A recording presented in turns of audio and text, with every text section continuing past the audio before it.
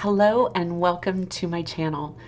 Today we're going to be working with this thrift store find. It's a sweet kind of faux chalkboard, and I loved that it had a basket and hooks, and I just thought we could make it more functional.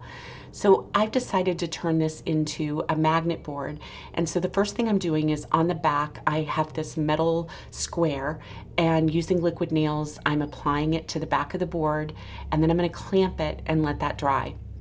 Next, I'm going to apply a coat of white paint because we are going to be decoupaging this, and I want to make sure that the background is light enough for the paper to really show to its best potential.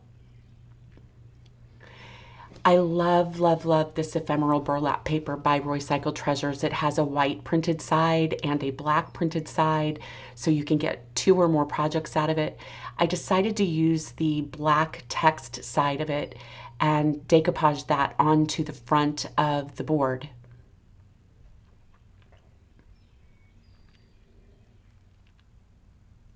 I'm going to cut my sides off just to, make it a little easier for me to sand off all of the excess paper around all of the edges.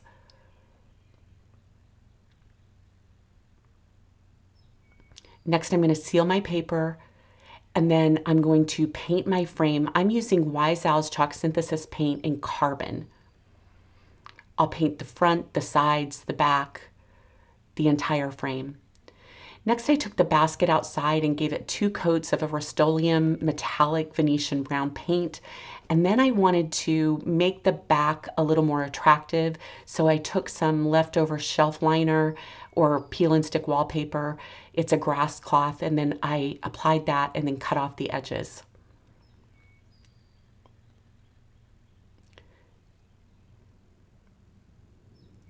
Once that was done, it was time to go ahead and place it in my board, and I attached it. And then what I wanted to do is I need to seal my Wise Owl Chalk Synthesis paint, so I'm using furniture salve. It smells heavenly. It's great for taking musty odors out, but it also works as a beautiful sealer for a project like this. I'm applying it with a brush, and then I'm going to take a microfiber cloth and just buff it out, removing any excess salve.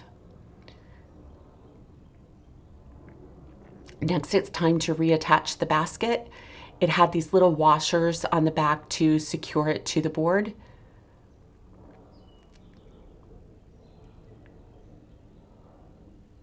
And now we have a beautiful memo board.